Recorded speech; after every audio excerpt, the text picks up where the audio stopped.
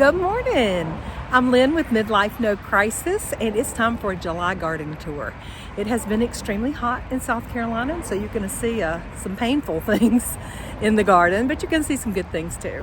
Right off the bat, I'm going to ask you for some help with this arbor behind me. I pass here every morning, or every time I go back and forth to my vehicle, really, because I park on this side of the house. So let me turn around and let's talk about it. So here we are at the entrance to the kitchen garden, and it's a little off balance from growing, okay? Much heavier on the left, but can't really do a lot with that. But let's talk about it. I have two pots, a pot on each side of mint. Okay, they say keep mint in a pot. Beautiful smelling mints, and you can see in the morning. I wanted to be out here first thing in the morning to get the best view.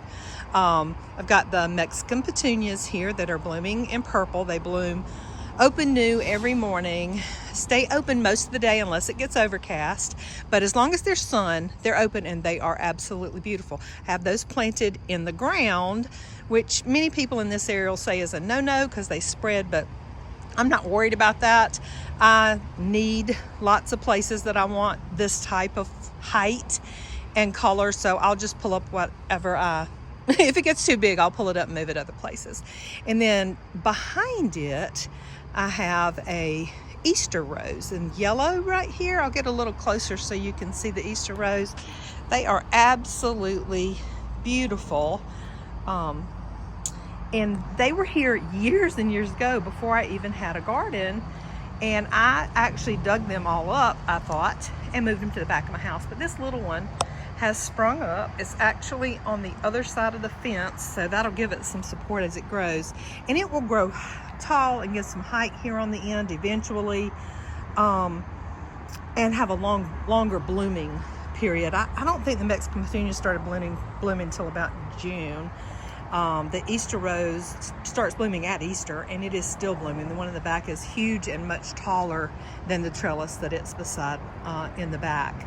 So I will look forward to that height, I think, here. I'll definitely look forward to the long blooming color.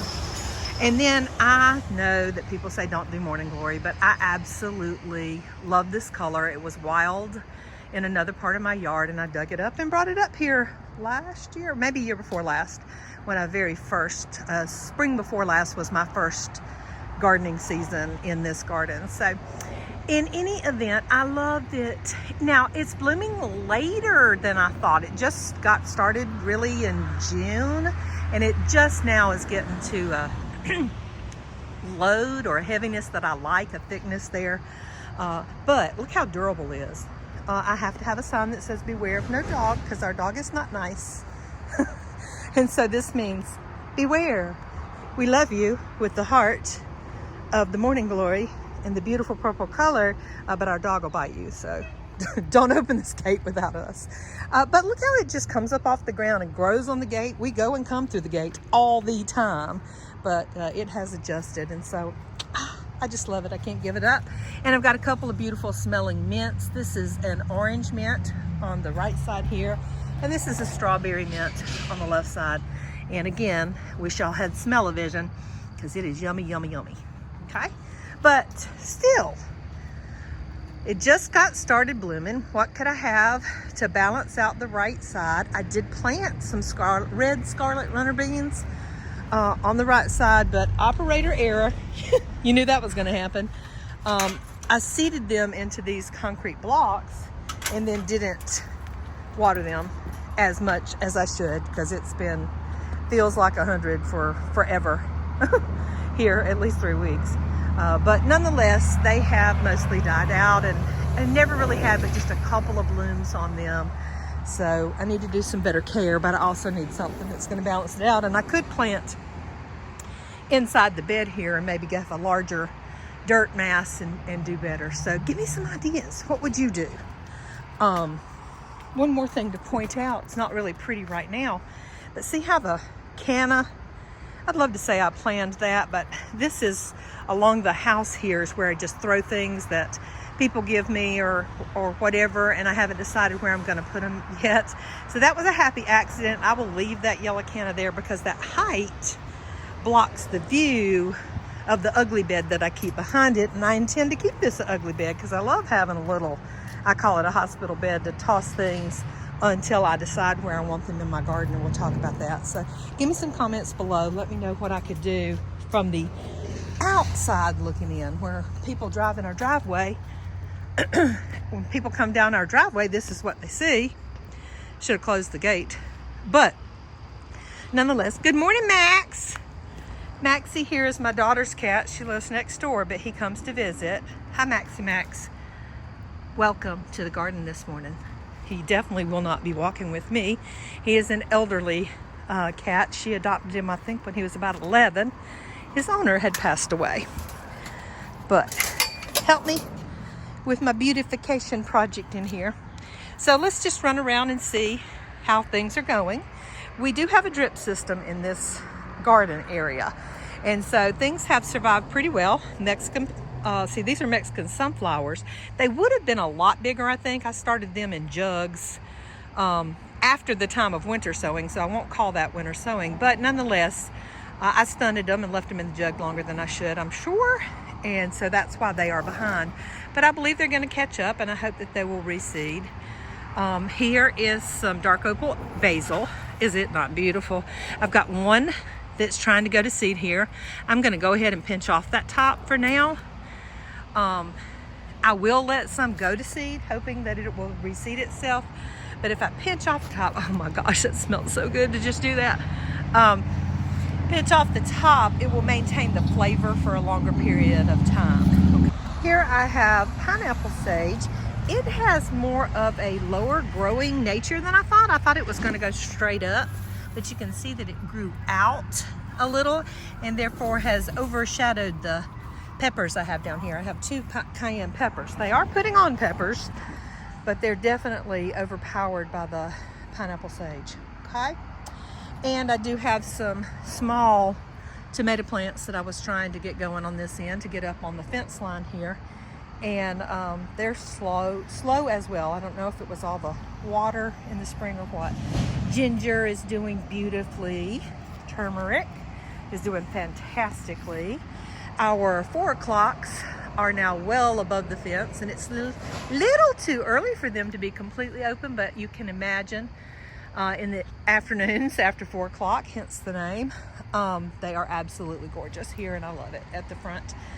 Here I have cosmos planted actually back toward the fence, and then I have lemon basil, which has gone to seed all over, so the taste is not optimum right now, but I'm going to let it seed. You see these little stalks of flowers, and they will put on all these white flowers first, and then they will turn to seed. The white, big, pretty blooms you see is the cosmos flowers coming through it. I find that blending flowers in with the vegetables brings so many pollinators, and it just helps the vegetables do well. I have a couple of tiny, these are called lunchbox peppers. I love them. They stay little. Their bushes can get bigger, but they are kind of overshadowed, and I'll probably put those peppers in a different location next year. My variegated sage in here smells wonderful and is beautiful. And the ferny looking leaf here is chamomile, and I am used to chamomile blooming sooner. A little disappointed, but again, don't know what to say about our weather. And this is the jungle of Carolina jasmine that is planted on the other side of the fence. We have put blocks up here at the back, if you can see, to keep it on the other side, but it has come over, so it needs a great big old haircut. And then I've got some little project things in here. These are all my extra tomatoes. This is a bit shady and protects them a little from the heat and the sun, and the little Dollar Tree grow outs here. This is what I use after I take them out of their little seed pack when I start them from seed, and I have just left them in there. In the corner here, I have some bronze fennel, just the herb part that will not bulb up. And then I have cilantro on both sides of it that has died back now, but has actually gone to seed. Can you see? Okay, I wanted to lean down here and put my hand behind the coriander so you could actually see it from the mulch. So this had been cilantro. and then leaving it in the ground, letting it flower and turn to seed, is the coriander. I don't plan on using it as a spice just because I do want it to eventually reseed itself into the garden. Well, here's my stevia plant. He is doing wonderfully. I was not able to germinate. It's historically difficult to germinate from seed, so I did not germinate it well this year. Didn't have any germinate, but I had, just out of curiosity, planted a small one in a pot to overwinter in the basement to see if it would, and I thought that it had not. It had died back completely. But nonetheless, due to my slowness, I left it in the pot when I brought out all the overwintered peppers, kept watering it, and eventually it turned to green again, so I put it back in the garden to get big. And if you haven't had stevia, probably have from the grocery store in the white form, but the leaves are just the same. Put them in your mouth and chew it. It is very sweet, so it is wonderful to put in teas, etc. All right, I do have some other pots sitting out here I should not skip over. These are some more mints that I have in pots. This is an apple mint, which smells wonderful and is fabulous in teas. So I'm considering, and I should say, I slammed my finger in a door the other week, so if you see this bummed up fingernail and hand, I'm sorry. But I'm healing. The apple mint here, I'm considering actually putting it in the ground. I know that's a no-no, but it's the most used mint that we have for teas, and I'm wanting something over that smells really good by the bench at that archway that I was asking you about, and I think I'm going to put it in the ground under the bench. See how it's going to flower here, and that'll turn to seed and fall off and spread. It also spreads by root because it's a mint, but I think I'm going to do it. This pitiful looking one is peppermint. It will come back, but the reason it looks that way is that I did not harvest it in the spring like I should have. I waited too late and it started dying, and of course it's coming back with no problem, but I'll do better. Let's see, I believe this is a chocolate, yes, chocolate mint. It is wonderful. And this is a pineapple mint. Yeah. Yum, yum, and double yum. So if you don't have some mints growing, at least in pots, and you like teas, you should. This looks completely dead. It's called shishu, and I've got some living down here because it spreads readily. And it is an Asian edible that looks pretty in a salad because it's that different color. So that will spread even though I let this one pot dry out in all the heat. A begonia here, some coreopsis here, and a mandevilla here. These are all in pots. A lovely gentleman had this shisho on my little gardening Facebook group that I'm in, and I went just for that, but his name was Mr. James, and he loaded me up with these other beautiful plants in pots, and I'm very thankful for that. Gardeners are great people. All right, Russian tarragon coming back with a vengeance here. We harvested it big, if you remember, in the spring, a whole laundry basket full of it. My daughter-in-law loves it to cook with, especially on chicken, she says. And this section that's blooming real pretty here is feverfew. So this is my first year. I started feverfew from seed inside. It is done well in this section. It should be pretty prolific to reseed itself and return every year, and it seems to be pretty happy with that here, so I'm hoping that we'll get that going. It's beautiful. It does exactly what its name says. It helps you to break fevers and many other medicinal purposes. I planted holy basil here. This is not holy basil. I'm a little confused about. I'm waiting on these buds. It's either vineweed or black-eyed Susan vines. If it's black-eyed Susan vines, I want to keep it. Now, I didn't plant black-eyed Susan anywhere near here, and I'm probably going to regret it if it's vineweed and I let it stay because they say it's prolific, but it does get a pretty flower. So we'll just see. Here's a little bit of parsley. I'm going to let this much of it go to seed. Parsley is a biennial, so I'm trying to get it started in this area to make a home here. And this is our oregano section, Greek oregano, and it usually is huge all the way up to the front. It was one of my very first attempts at winter sowing, so this would have been its third spring. And we just harvested it a little bit too low in the front, learned our lesson, but left it, we harvested the back as well, but let that part go to seed. It will seed itself forward. If you see right here, it'll have it all filled back up in no time.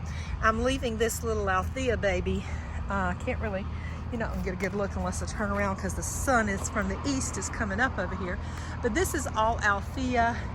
I don't see much open this morning. Here's some over here open.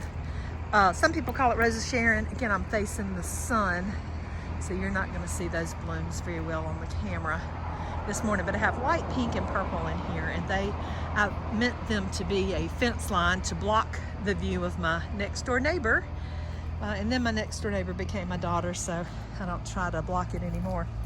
But nonetheless, a couple of eggplants in here. This one is looking like she's ready to be harvested. This one is just not growing as fast. Probably not enough sunshine back here. And then this beauty that you see going across the back is called a toothache plant. Again, like its name, you can make a lovely mouth spray, throat spray with that. And this is my first year with that as well. More regular sage here. Yummy. And this is the remainder of the absolute beautiful lamb's ear, if you recall from earlier videos. Got way too big to be in my bed. I will be moving it over the winter, but it is now dying back. And of course, you know, every plant's attempt to survive means they'll put off flowers and seeds. And this has been a pollinator magnet. It has been wonderful for the garden, but I don't want it in the garden. So I may even plant it on the other side at the bottom of those Althea Rose of Sharon. This is blue mist flower. Now, it has gotten huge. Again, it's in my bed. I have only gotten this much bloom out of it. That is not enough enjoyment for me as just a flower. You hear that little goat band? That's my daughter's goat. Yes, she has a pet goat in the backyard. But nonetheless, I'm not going to leave this here either. It's too big. So over the winter, I will dig all of this out and move it somewhere else. It is encroaching on both my rosemary. Yummy.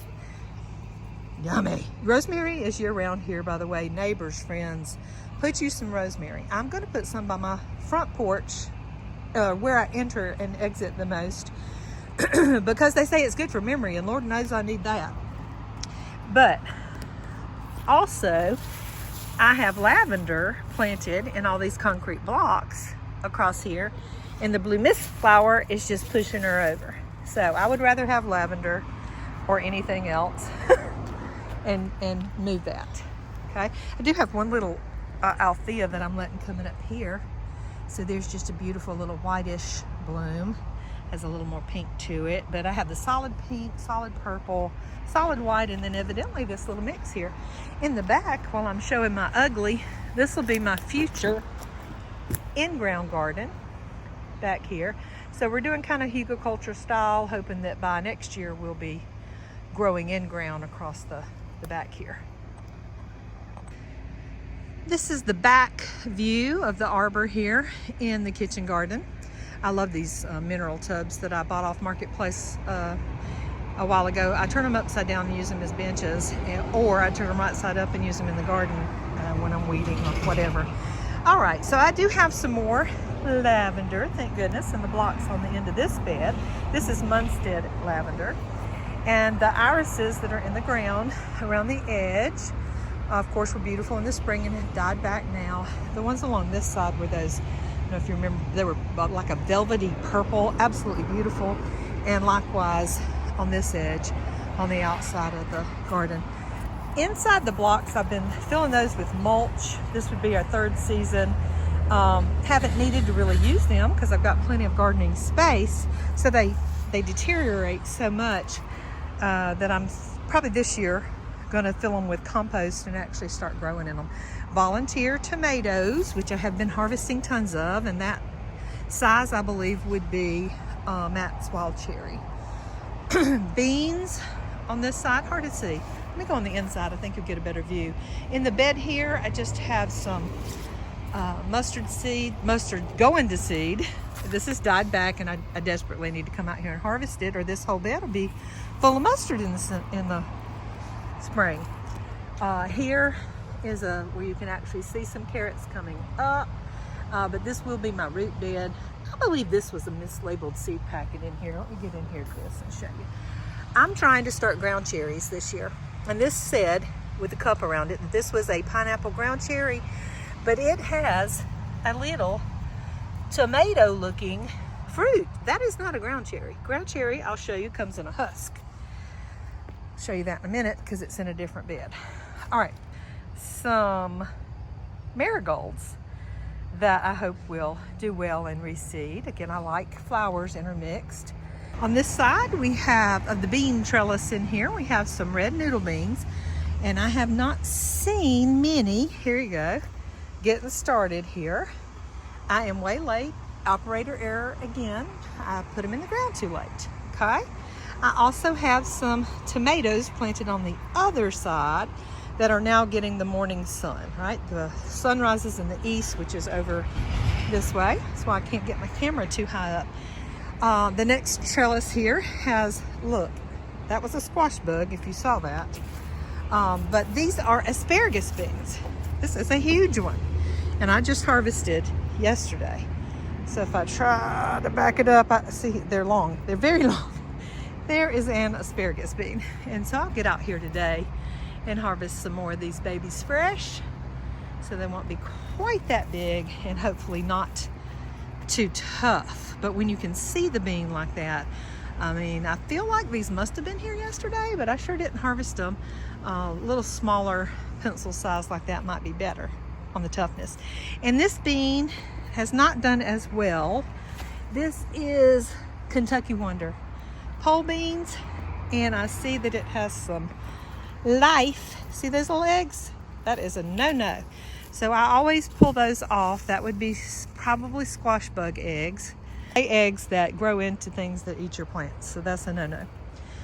And it has not done well here. On the other side, Malabar spinach. You can't stop it. You can't stop Malabar spinach. Please, if you live locally and would love some spinach, let me share some. See, there's the, I can't catch her because she's flying into the sun and the camera won't pick her up, but there was a white cabbage moth. Despise her. All right, but I don't treat with anything because we eat this food.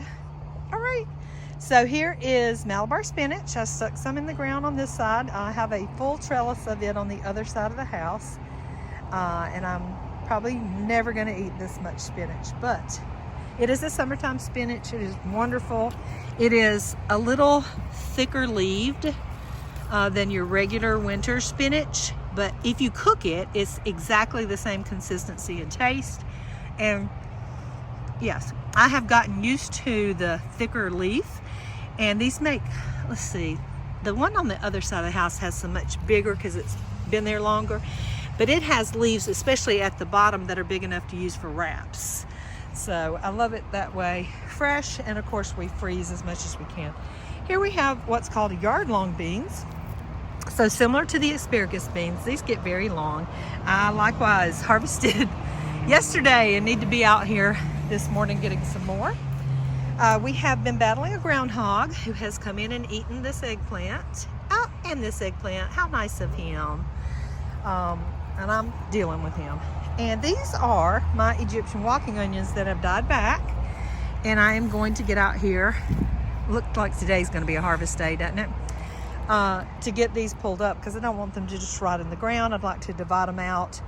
But I do want to make sure I have plenty to replant when they're suitable to replant.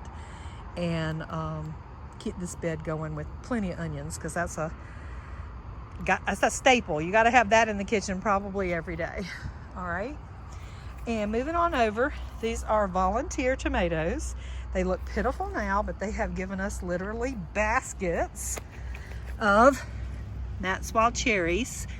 And you know, if you get a huge bowl every day of those, you can make some little pasta sauce fresh real quick and enjoy it, or some salsa. All right, on this arbor right here, I have the volunteer tomato that I didn't put there. At the base of it, I have a true ground cherry, Aunt Molly's. Let's see if I can find one. Okay, so I'm going to show you the one husk. Oh, I dropped it. I can't show you. There, here's one still on the plant. So if you can see my hand, there's a little fruit that's inside of a husk, and when it falls off, that means it's ready, and that is called a ground cherry. And do I see any? But see how little it is. I started it from seed. I'm hoping to get them to do better. Ooh, there's one that's fallen off. Let me grab it. Okay, so here is one. Where's the camera? Here's one that had fallen off. All right. Okay, here's one that had fallen off. I have to squeeze it real good to get it out of its husk and then eat it to say, yum, yum, yum. Okay, in here I see a little bit of my black-eyed Susan vine. Again, that's why I'm kind of holding on to the other vine over there, because it looks the same. Has a fuzzy leaf, like a regular black-eyed Susan, and it has a leaf that looks like this. So I'm hoping to not pull that up in other places, but vineweed is very similar. I don't know. Vineweed is very similar, and I don't want vineweed. Vineweed is also similar to morning glory, and they say it's just harder to get rid of than morning glory. Imagine that. Okay, so let's move on out of the kitchen garden. Here comes my crew heading out this morning, going to camp and taking Bubba to camp. Bye. Say bye-bye, Gigi. Love you. Have a good day. Okay, I do live on a highway, and this is my mailbox area. I call it my mailbox garden right there. I have a dogwood tree that I have saved. It's beautiful in the spring. And then I have all this canna. Now, intermixed with the canna, there is there's an aster. I see it bloom pretty in the spring. There's these, oh, what are the name of these that pop up? They have leaf shape of poinsettias, and they actually turn red in the middle when they get longer. And I have yarrow here along the edge. All right, but again, hey, give me some comments. What grows in full sun that I could, I use the canna to choke out weeds, but now the canna's through blooming. It was beautiful when it was all yellow, okay? And it's been here for quite some time, but I dig out every now and then in the middle, and of course it dies back for the winter, but then in the spring, before it has a chance to green up, I just have one of my sons run the lawnmower over it and let it get a fresh start every year. That's the way we do that. So if you got ideas for an all sun area that I could get some color out here, spring, I have beautiful spring color. If I could get some, especially late summer and winter would be great. What's going to grow in full sun in winter and have color? Let me know. If I turn around from the mailbox, we have this little orchard area. Again, I said we live on a highway, so we don't really want to see all the traffic. We would rather see some beauty.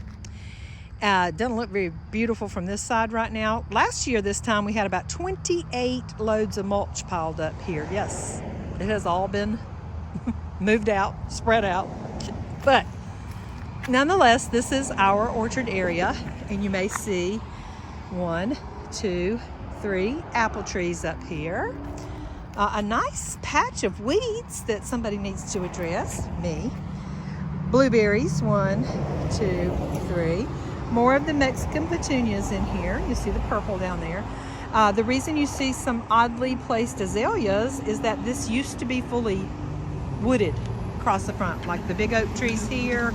Our whole front was wooded like that until I turned 60 some time ago and wanted a facelift on the front of my house. Okay, said if I wasn't going to get my people face lifted, I would get the front of my, knock 1950 off the front of my house. And then we have seeded in here our melons. So there is a Dutch fork pie pumpkin, 2 of them I believe survived. You see where the little cups are, those are ones that didn't survive the heat and neglect. What do I have in here? Cantaloupe. This is beautiful cantaloupe here. Hale's Best Jumbo, I believe is the cantaloupe. Oh my gosh, I see a little melon. Y'all, excuse me, this is my first time seeing it. Look at you, you little sweet thing. What are you? You are a yellow doll watermelon, is what I see. it seems like there's two things planted real close in here. Yes, no, that's cantaloupe. All right, so let me give you an up close of a cantaloupe leaf and a cantaloupe flower versus a watermelon leaf. Do I see any more flowers? I do. Let me step down here on the same vine and a watermelon flower. Okay, there you go. Beautiful. And again, that says Yellow Doll watermelon. I think in here somewhere I also have Crimson Sweet.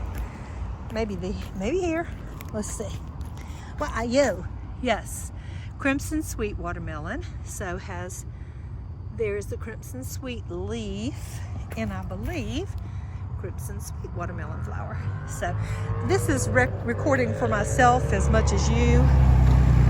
See the empty cups? Those are ones that just didn't make it. Okay. But I find if I use the cups when I first bring out little tiny seedlings, that gives them a little bit of protection. It gives me a point to identify where it is. Here's my cup. Okay. And I just tear the bottom. I love styrofoam cups. I don't buy them just for gardening, so don't start fussing at me. We recycle and save our styrofoam cups all year because we know I like to do this. And I always run out of them, and I'm asking my friends for them, but I will not go buy new ones. Well, hello, Maxie's staying with me for a minute. And you hear a choo-choo train that runs across the back of our property. All right, more things out here in our orchard area. I have one blackberry. I believe this is its second season. I have it in this square. Tomato cage is really what this is. I order these from Berlin Seeds. By the way, that's a little Amish company in Ohio that has the best prices on structural things, has great seeds. So look them up and use them if you're considering buying something. You're not buying it locally. But for example, I got these for, I can't remember, they were less than $10 a piece here versus some other online sources I should not name that are expensive, like $29, $39 a piece. Are you kidding? They are very nice, and they fold down flat if you want to store them. Their purpose is not for blackberry bushes. This was just my temporary quick fix when I first put it in the ground, and I have not built a better structure for my blackberries to grow on. But I'll work on it. So again, Mexican petunias intermixed in here, but I won't get over there and take your time. I have 2 peach trees, 2 plum trees, 2 pear trees. I have about 8 figs coming down the center. You see there's a decent fig. There's a decent fig. There's a decent fig. You can spot them. I don't know if you know, there's a tiny fig. There you go. You know what fig leaves look like. And these are relatively new, so I don't have fruit on them yet. Is this one of those night flowers? This has just recently popped up. I have had them here before, and they are beautiful at night, but when they die back, they have these horrible prickly, they'll stab you. So maybe taking that out or relocating it. Okay, I didn't know it had come back. Look at my look at my caught on fire coneflower. That is pure sun, baby. It has been hot here. But this coneflower has been beautiful for the longest time. It is late July now, and I suppose that's expected. I hate it though. That one actually is deceased. It's been on fire so much. But I have not watered separately, so they have endured. These are survivors. There's another little sprig of them. Everything up in the orchard area would have to be hand watered. Ooh, I might want to hand water this calla lily. She looks like she's seen better days. And notice I have several batches of cannas up here too. And I use strawberries as ground cover, so you see strawberry plants everywhere, okay? This is my favorite canna. Ooh, by a pretty fig. Look how big this fig bush is.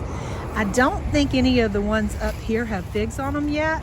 I have a mature fig plant in the back that has some beautiful figs, but this is my favorite canna.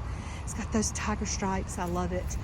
And when it blooms a little taller, let me get up here, it is orange. So hello, Clemson. It is beautiful, but the summer has been brutal, and it did not bloom and was not as pretty for as long as I would like it to be. So I will get out of this area. Likewise, the gladiolas are burned up, but they were pretty for a while. The hill over here to the orchard area. This is my drive, but the hill is held in with ditch lilies. You see all down through here. They are orange for quite a while, typically all summer, but again, we've just been brutal. So ditch lilies all the way down. I showed you some of those in the kitchen garden. In front of the ditch lilies, there's variegated liriope, and then there's tons of strawberry plants and tons of weeds. Somebody can, anytime you want to come help me weed, you are welcome. The bed over here, actually in front of the house, has some beautifully gifted things. These elephant ears at the front, a friend of mine, Bonnie, gave to me. And then I have, you can't tell it now, but these are Stella d'Oro. Let's see if I can get one that has blooms on it. Stella d'Oro daylilies all across the front. And typically they're prettier for longer, but 100 degrees, I'm exaggerating. It was high 90s. The feels like we're in the 100, okay? But still, it's brutal on the plants. I have a small, pull this back, I have a small pomegranate tree in here that I'll baby along, and there are 3 more mature than up front, 3 more blueberry bushes in here. My grandchildren keep these picked. Oh, I think I might see a blueberry, but my grandchildren keep these really picked. So they eat blueberries out of here just about every day. The irises, of course, were beautiful in the spring. I've got some random brassicas that have planted themselves. I have not planted them. This is a weed I love. I'm considering pulling this up. I need to use my plant identifier and see what it is. It's several places in my yard, and I like it. So I'm considering moving that. Another big beautiful, this had been red daylily from Bonnie, my friend, that gifted me some things to get this bed started. Beans that came back on their own from last year. We had potatoes planted across the back, but we've already eaten those. And sorry, it's just July in South Carolina. All right, the purple heart's loving it. And the protection, like of other plants where these stellas still have some blooms, it does help to in my opinion, to plant things close together. They give each other a little bit of protection. And see how happy, I don't know if you can see the bumblebee in there. There you are, buddy. You see him? He's happy to be finding some food this morning among these blooms. And I'm happy to have him here. Okay. Oh, I see he has a friend. There are 2 of them. Lovely. But that's basically what we have. Our elephant ears that are in the pots at the front door are normally huge and beautiful. And this is my first year having spider mites. And they are, whew, I have treated them several times, and they are still making my leaves curl up and not be quite as pretty as they usually are. The other pots, you'll see things that are also in my yard. I've got begonias. Dragon wing begonias are my favorite up there. I've got some purple heart. Yeah, these are my favorite begonia right here. Those dragon wing begonias I like. And the Kimberly Queen ferns. Pots struggle at my house. Max, you don't live here. I don't know why you're looking at that door. You live next door. But anyway, see how pitiful and curly. I'll keep spraying and keep cutting off the bad ones, but they're still coming. I'm not sure how to get rid of. I think I'm gonna have to go with something stronger in my spray, because that is not healthy looking. Ugh. All right, we'll come off the front porch, come down this way. You'll see more of the same. Stella d'Oros, purple heart. I like a little balance on each side. I did buy a few Spanish lavender. They say that does good here at the flea market. And this is the only one that's still living, but again, it's been brutal. My artichokes bit the dust that I had started from seed. Dang it. Ugh. And this, instead of being a row of Stella d'Oros, I moved these from a little hospital bed back there when there were no blooms, thinking that it was another daylily, and it's not. It's spiderwort. Spiderwort is not my favorite, but you see the bee is happy. So it's not, I won't kill it or let anything happen, but I will move it. I like symmetry. I'm that kind of person. So I'm going to need me some more stelladoras to go across the front of this behind my variegated liripe. I'm just like that. And you see what looks to be a melon of some sort, and that volunteered itself because in the back there is our potato row all the way down. Need to level out the dirt down there where we dug up potatoes. And in the winter time, I condition the soil by composting my kitchen waste right into the ground back here. So we ended up with what we thought was a watermelon, only to find out later they are pumpkins. But the vine borer has gotten a hold of the vine and killed it. And it was too early for us for pumpkins. We should have harvested them right away when we noticed that the vines were dying back, and we didn't, and it got away from us, and now they're really no good for anything except animal feed. And we'll pull them off and take them to the back. We have a 1/4 acre pond. I see I have some beans volunteering in here too, and that little bumblebee is loving that bean flower. So I just love it. I love to get out every morning and take a look at this, see what's going on. I don't know what kind of beans those are, but there's some beans that volunteered either from kitchen waste. No, they wouldn't volunteer. Yeah, I guess they could have. But we do typically, after we get all the potatoes out, we have been planting corn and beans. To harvest the beans, they're a pretty fast crop, but for corn for fall decorations, I know that's weird, isn't it? And this little tree here is a citramelo. It is a hardy citrus for our area, and so I believe it's made it almost a full year now. This will be its second winter with neglect, and it is alive. I know it's a citrus because can you see let's see the spiky thorns, so the branches are spiky like that.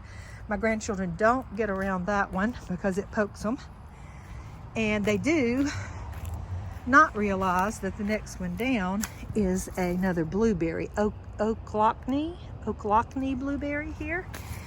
And ooh, it's got some better little clusters on it because the kids hadn't found it, but it is pushed over because we dug for beans behind it. That's a no-no. I've got some work to do. This is my first year having raspberries, and I have enjoyed tasting these. Let me pull it. No, that one tugs. This one likes it. Some of these are like overripe. I need to taste some more, don't I? Golly ding, those are good. But I've got 2 John Jay raspberries that have survived their first season here. And I'll do better about my harvesting routine. Oh my gosh, look, there's a bunch of them over there. I'll be back, friends. Behind the fence right there is a Jerusalem artichoke. We'll talk about those in a second when I get around to one that's blooming for you. Grapes on the fence line here. My grandchildren likewise do pretty good about eating off the grapes. Do I see any grapes right now? I know they're in there because I found some yesterday that weren't quite ready, but I'm not going to slow you down. Those are our grapes, okay? Where the oak trees were here, this is all my really only shaded area, and it is mostly flowers. I'll go through that when it's prettier because it has been beautiful. The hill line up there has more of the Rose of Sharon. Again, we live on a highway and here, but you don't see till you get to this hole over here. So I need to fill in the gap with some more Rose of Sharon, and they do propagate, so I will be doing that. And the downside of those is that in the winter they are bare. Okay, so I still have to see all the traffic in the winter. Okay, now I'm over on the west side of my house, and I got up next to the house so I would be facing west, so the camera wouldn't be facing into east and you wouldn't be able to see anything. I have 4 beds, 1, 2, 3, and further down there, 4, okay? And each bed has a trellis, cattle panel trellis over it. This is my first year having loofah, okay? She is planted on the other side of the trellis, okay? Last year I had one and it died and never became anything. So this year, you see the cups down there? I think I had 5 cups to start with. You see the first 2 are empty. So at most I have 3, but I think I really have 2 good vines. And take a look at this. They are beautiful. They're beautiful yellow blooms up there. I don't know if I have any fruit yet. I haven't seen any. I see plenty of pollinators out here, so I'm encouraged by that. But it has covered up this first bed. These beds have things in them, oh my goodness. So these beds all have calendula, but this calendula is, bless its heart, seen better days. But it's smothered by a loofah that I need to do something about. We have 2 cayenne pepper bushes. See the cups down there, and the bushes are pretty tall and they have cayenne peppers on them, so this has been good. And this mess around the bottom I probably will not do again next year, but I had put sweet potatoes around the edge with the plan of letting all the greens grow off into the walkway, which they were, and I was pleased with that. But do you remember I've been battling a groundhog? Mr. Groundhog has been up here and has eaten almost all the leaves off of my sweet potatoes. I'm not happy about that. He evidently doesn't care for loofah gourd leaves, but sweet potato leaves, he is wiping them out. I hope they're going to be okay. We'll see when we dig them up. I have this beautiful blue flower. That is chicory. Mr. Groundhog loves to eat the greenery off the chicory. Oh my goodness. I hate to shoot a groundhog, but it might be in my future. Ugh. Okay. All right, so here is the next bed. Its trellis looks awful because I never pulled off all the dead peas from the spring. And now it's almost time to plant peas, so I might just be in there hunting some seeds if they're not moldy. The calendula here, likewise, not having its best day. We need some care in here, don't we? But basically, all 4 of these beds have this kind of setup. They've got 2 peppers in the corner. These are 2 pepperoncini. And I keep them picked. Okay, so there's a little bit here. Sorry. Yeah, pepperoncini. I was right. Got to figure out where this camera is. There you go. Right here. That looks like a jalapeno to me. But nonetheless, seed was labeled pepperoncini.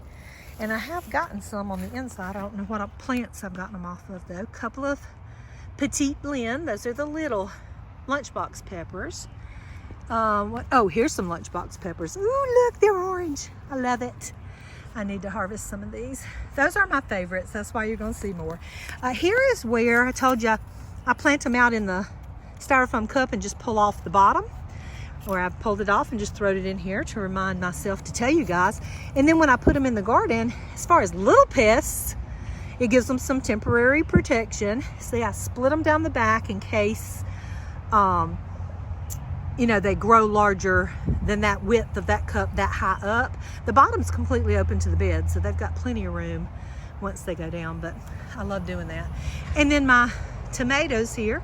Notice these fancy ways of tying up the tomatoes, but it works. When I'm in a hurry, especially, I'll use up my plastic bags that way before I throw them away or donate them to somebody. I usually tear them up on the tomatoes, so I usually have to then do that. This is Dr. Witchy's. I believe this was Moneymaker, if I remember correctly, over here. I'm not sure. But nonetheless, 2 tomatoes on the front of the trellis. A chicory plant over here. Mr. Groundhog has loved that greenery, but look how pretty the blooms are. They're absolutely gorgeous. I love it. And by the way, the root of a chicory plant is a coffee substitute. If we ever get to where we can't afford to buy any coffee, we'll try that. What are you, big boy? I see a big boy pepper in here. What you? Look at that. Is that some kind of Marconi? Yeah, golden sweet Marconi. So not quite ready to pick yet. And there should be another pepper. It's basically 2 peppers in the corner, 2 peppers in the center, 2 peppers in this other corner. And then depending on the room, I may have come back by with extra plants and put them in. Look at all these sweet potato vines. And I mean, has this groundhog stripped all the leaves? Ugh. Sweet potato harvest. At least there's some sweet potato blooms. Well, he's not eating the flowers, but he's eating my leaves. Okay, what we got here? California Wonder, yeah. California Wonder pepper, 2 of those. Banana peppers. I've been out here getting banana peppers regularly. Here's one. Yep. A couple of banana peppers. pineapple pole tomato and Abe Lincoln. I'll hit this one. And now on this trellis is my Malabar spinach. So what I have is the back side of the trellis planted with Malabar spinach, which goes all the way up. And then on the front of the trellis, the nutrition and space for tomatoes, okay, and peppers. Not on the trellis, but here my peppers were getting overcrowded and the Malabar spinach decided to come over here and take over.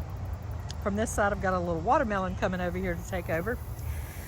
So I put tomato cages around my peppers just so I can, you know, make sure I keep the pepper somewhat protected.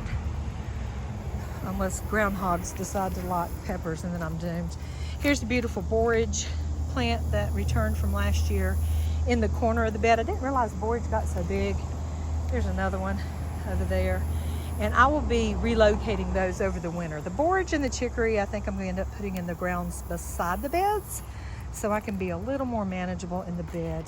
And I forget what kind of, here we go, watermelon this is. Sugar baby, hey baby.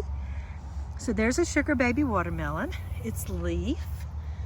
I don't see any blooms that are open. I see some buds. Oh wait, here we go.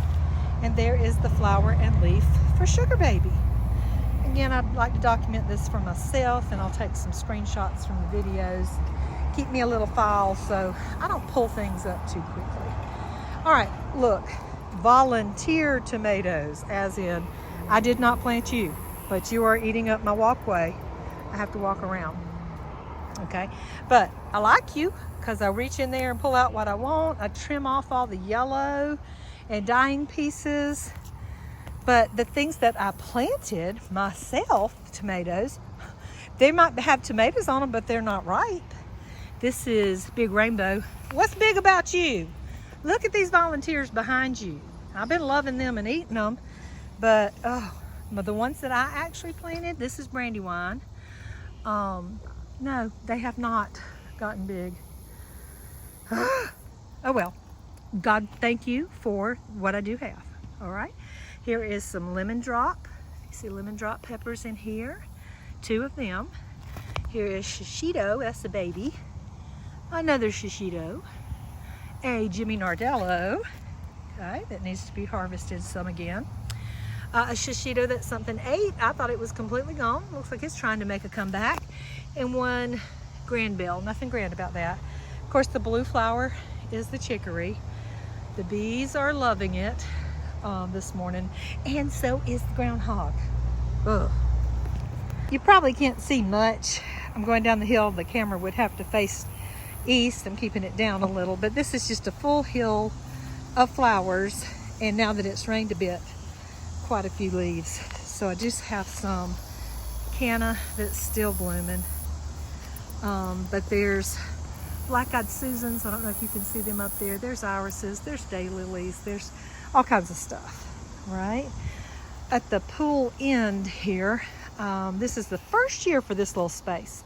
So I didn't think it was going to do very well, but it has. The tall bushes that you see here against the panel is roselle hibiscus for tea. My okra plants are beneath them, and they're not inhibited by the roselle. They're inhibited by me because I planted them way too late. But they're coming in, and I'm actually going to stick out some more seed down along the side of the pool, my junk area down here. See where I put this blue sprinkle hose down through there? Those little cups you see in the ground were just extra peppers and eggplants that I had nowhere to put. I stick them in the ground here until I can find a spot, or they go on to glory, or whatever happens. But I'm gonna come straight down this edge with more okra. I love okra, and I think I've still got time to get to a harvest because mine over here are just tiny. All right, so I've got plenty of roselle hibiscus. I had a big, huge chicory on each end. Mr. Groundhog found it. All right. And then I'm going to go on the back side here, because from the back side you can see I've started some more ground cherries. Ooh, there's one on the ground. Tempted to eat it, but I don't want to take up too much of your time. So there we are. I'm gonna see if one-handed, can I pop it out? Because I'm right here next to the ground. If it drops, it dropped. See how little it is? But Lord, they pack a punch. Sweet pineapple taste. I love it. Oh, look at all those ground cherries. I'm going to come back and get all those before some animal gets them. More ground cherries. They're not the healthiest looking though, but I am hoping that I can get them to naturalize here and come back every year on their own. And I need to find what is a good growing spot where they'll be happier. See, these didn't make it down here. I've got two. Okay, last but not least, I'm around at the back or the north side of our house. Here is that tall Easter rose. I told you was the one I moved from the front before I started construction. You can see how tall it is. Here is a cattle panel, and so that's at least 7 feet.